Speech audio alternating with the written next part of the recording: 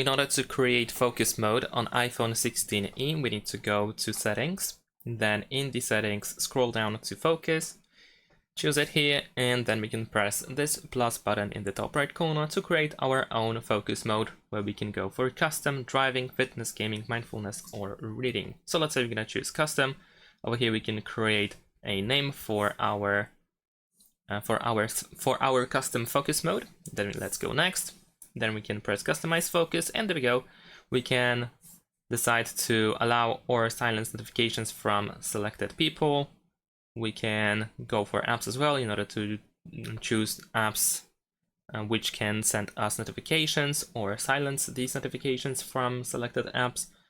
We have screen customization, schedule option, as well as focus filters, where we can use app filters and system filters, which will work when our custom focus is activated. And besides that, we can delete our focus over here at the bottom.